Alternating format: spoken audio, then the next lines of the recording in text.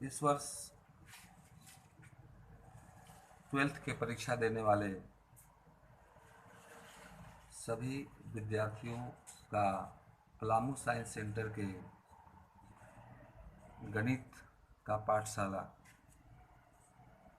में हार्दिक स्वागत है।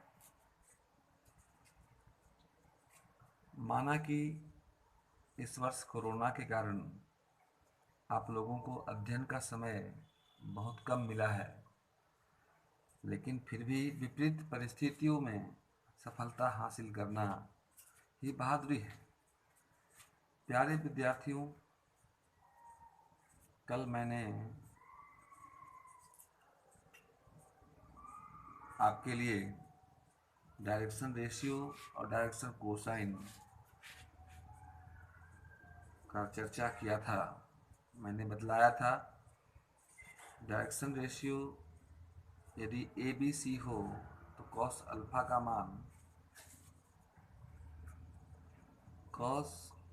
का मान a by under root A square plus B square plus C square होता है।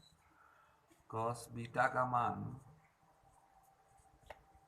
B by under root A square plus B square plus C square होता है।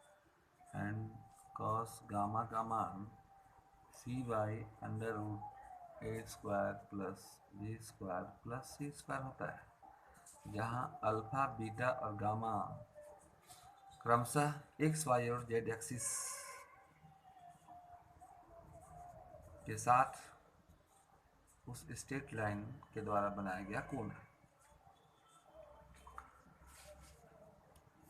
आज हम कुछ NCERT 11.1 के प्रश्नों का चर्चा करेंगे, जो आपके एग्जाम के दृष्टिकोण से महत्वपूर्ण है। Exercise 11.1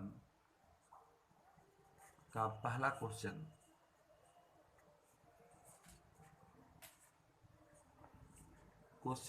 asked from you that if a line makes an angle 90 degree, 135 degree, 45 degree with x, y and z axis respectively, then find its direction cosines। हमने कल बतलाया था कि x एक्सिस के साथ जो एंगल बनता है उसे अल्फा कहते हैं, y के साथ जो बनता है उसे बीटा कहते हैं, और z के साथ जो कोण बनता है उसे गामा कहते हैं। अल्फा 90 डिग्री दिया हुआ है, बीटा 135 डिग्री दिया हुआ है, एंड गामा 45 डिग्री दिया हुआ है, and we have to find what is the direction cosine of the given straight line. And आप जानते हैं कि डायरेक्शन कोसाइन होता है cos alpha, cos beta and cos gamma. Cos alpha means cos 90 degree, cos beta means cos 135 degree, in cos gamma means cos 45 degree. अब जानते हैं cos 90 zero होता है, कॉस 135 माइनस 1/√2 होता है, कॉस 45 1/√2 होता है। And now this is your answer. Second problem,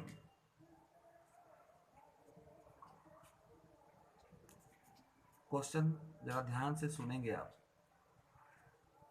Find the direction cosine of a line which makes equal angle with the coordinate axis। देखिए, किसी भी क्वेश्चन को पढ़ने के बाद ये सोचने में समय बर्बाद न करें कि ये क्वेश्चन हमसे नहीं बनेगा, बल्कि ये सोचने में समय लगाएं कि इस क्वेश्चन में कौन सा फार्मूला लगेगा, कौन सा कॉन्सेप्ट है इसमें। तो क्वेश्चन साफ कर रहा है कि line makes equal angle with the coordinate axis. Coordinate axis जो कि 3 होता है, एक्स वाई और जेड, और वह लाइन तीनों के साथ इक्वल एंगल बना रहा है। ऐसे तो मैं बताया था आपको कि x के साथ जो एंगल बनता है उसे अल्फा कहते हैं, y के साथ जो बनता है उसे बीटा कहते हैं, और z के साथ जो कोण बनता है उसे गामा कहते हैं। इस क्वेश्चन में क्योंकि एंगल इक्वल है, this means alpha equal to beta equal to gamma. अब हम किसी एक भी एंगल निकाल लेंगे, एक एंगल का मान, तो तीनों एंगल निकल जाएगा। तो एक फार्मूला जैसा मैं कल बतलाया था और प्रूफ भी किया था, since cos square alpha plus cos square beta plus cos square gamma equal to 1 होता है। Since here alpha beta and gamma are same, तो चाहे अल्फा ही सब जगह रख दें, चाहे सब जगह बीटा रख दें, चाहे सब जगह गामा रख दें, क्योंकि अल्फा शुरुआत में है, इसलिए हम सबको यदि अल्फा रखेंगे तो cos square alpha plus cos square alpha plus cos square alpha equal to 1। cos square alpha plus cos square alpha plus cos square alpha means 3 cos square alpha equal to 1. That implied here you can say that cos square alpha is your 1 upon 3. So cos alpha is square root of 1 by 3 means plus minus 1 upon root 3. क्योंकि question में बोला है कि alpha beta gamma बराबर है, इसका मतलब इस साफ हुआ कि कॉस अल्फा अगर प्लस माइनस 1 अपॉन रूट 3 है, तो कॉस बीटा भी प्लस माइनस 1 अपॉन रूट 3 होगा और कॉस गामा भी प्लस माइनस 1 अपॉन रूट 3 होगा।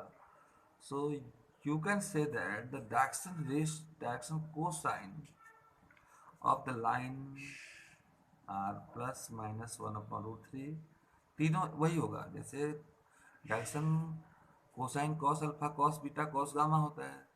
क्योंकि तीनों एंगल बराबर है, इसलिए कॉस अल्फा जो होगा वही कॉस बीटा भी होगा, वही कॉस गामा भी होगा, plus minus 1 upon root 3 and plus minus 1 upon root 3. Now this is the answer. And your third question is, third question कह रहा है आपसे कि if A line has the direction ratio -18 means A is your -18, 12 means B is your 12 and C is your -4, then what are the direction cosine means आपको निकालना है cos alpha cos beta cos gamma और L M और N means L equal to what, M equal to what और N equal to वाट। कल जैसे मैंने बताया था कि cos अल्फा को L से रिप्रेजेंट करते हैं, cos बीटा को M से रिप्रेजेंट करते हैं और cos गामा को N से रिप्रेजेंट करते हैं। तीनों में से कोई हम एक निकाल दे रहे हैं। फार्मूला मैंने तीनों का बतलाया है कि L इक्वल टू होता है A divide by under root A square plus B square plus C square means A divide by A means -18, तो आप -18 लिख भी सकते हैं यहाँ पे direct, divide by under root -18 का स्क्वायर प्लस 12 का स्क्वायर प्लस -4 का स्क्वायर। जो सोल्व करने पर आएगा वो आपका आंसर होगा। उसी प्रकार से जब m निकालेंगे तो केवल यहाँ 12 हो जाएगा, क्योंकि फार्मूला होता है b by under root A square plus B square plus C square. और cos gamma means m n निकालेंगे तो c by means -4 by under root -18 का स्क्वायर प्लस 12 का स्क्वायर प्लस -4 का स्क्वायर। आप इसको कर लेंगे, प्रोसीड योर सेल्फ। जब तक आप अपने से मेहनत नहीं करेंगे तब तक आप एक कामयाब इंसान नहीं बन सकते। वैसे भी आप साइंस के विद्यार्थी हैं, कहा गया है कि मेहनत करने वाले की कभी हार नहीं होती। साबुन से नहाकर आप शकल तो साफ कर सकते हैं, लेकिन अकल साफ करने के लिए भरपूर मेहनत की आवश्यकता होती है, और खासकर मैथमेटिक्स में तो फार्मूला की आवश्यकता होती है। इसके बाद फोर्थ क्वेश्चन है कोलिनियर प्रूफ करने के लिए। तो कोलिनियर का फार्मूला होता है कि कोई भी 3 पॉइंट्स, एक फार्मूला है, आपको मैं रूल दे दे रहा हूँ। If there are 3 points a b and c, अगर ए बी सी 3 पॉइंट्स हो जिनके कोऑर्डिनेट दिए गए हों x1 y1 z1 x2 y2 z2 and x3 y3 z3, ये कोलिनियर तब होता है जब x2 minus x1 by x3 minus x1 equal to y2 minus y1 by y3 minus y1 equal to z2 minus z1 by z3 minus z1। तो fourth question में कुछ नहीं है, आप देखेंगे फोर्थ क्वेश्चन में इसी रूल पे बन जाएगा। एक लाइन है जिस पे 3 पॉइंट्स दिए गए हैं and now we have to prove that the 3 points are collinear. First point is your 2 3 4, second point is your -1 -2 1 and third point is your 5 8 7। तो ये x1 हुआ, ये y1 हुआ, ये z1 हुआ, ये x2 हुआ, ये y2 हुआ, ये z2 हुआ, ये x3 हुआ, ये y3 हुआ, ये z3 हुआ। तो आप फॉर्मूला के अनुसार लिख सकते हैं x2 - x1 means -1 -2 by y, x3 - x1 means 5 - 2 equal to y2 - y1 means -2 -3 by y3 - y1 means 8 - 3 equal to z2 - z1 means 1 - 4 divided by z3 - z1 7 - 4। अब जब इसको आप देखेंगे, आप देखिए इसको -1 -2 हो गया, -3/3 equal to -2 -3 -5/5 equal to 1 - 4 -3/3।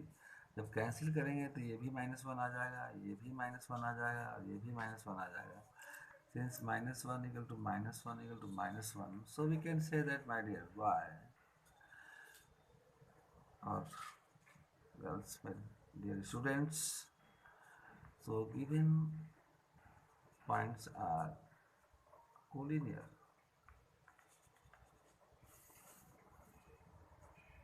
and last question is your 5, like find the direction cosine of the sides of the triangle whose vertices are 3 5 -4 -1 1 2 and -5 -5 -2। Hindi में आप क्वेश्चन समझें तो ऐसे समझें, ABC एक ट्रायंगल दिया हुआ है जिसके शीर्षों के नियामक मीन्स वर्टिसेस के कोऑर्डिनेट 3 5 -4 है, दूसरे का -1 1 और 2 है और तीसरे का -5 -5 एंड -2 है। अब तीनों साइड्स के डायरेक्शन कोसाइन निकालने हैं हम लोग को, तो हम किसी एक साइड का निकाल देते हैं। जैसे मान लिया जाए बाकी दो साइड का आप निकालेंगे। मान लिया AB, हमने कल बताया था कि AB जो straight line joining 2 points A x1 y1 z1 and B x2 y2 z2, then direction cosine निकालने से पहले डायरेक्शन रेशियो निकालते हैं ABC, और A का वैल्यू होता है x2 - x1। x2 - x1 means 3 - +1 equal to 4। B is your y2 - y1 means 5 - 1 is 4, and C is your z2 - z1 -4 -2 means -6। और ABC तीनों मालूम हो गया। जब ABC तीनों मालूम होता है, मतलब डायरेक्शन रेशियो जब मालूम होता है, तो आप जानते हैं कि फार्मूला होता है L M और N का। L होता है a/√a² plus b² plus c²। M होता है b/√a² plus b² plus c²। N होता है c/√a² plus b² plus c²। A means 4 है डिवाइड बाई √4 का स्क्वायर मीन्स 16 प्लस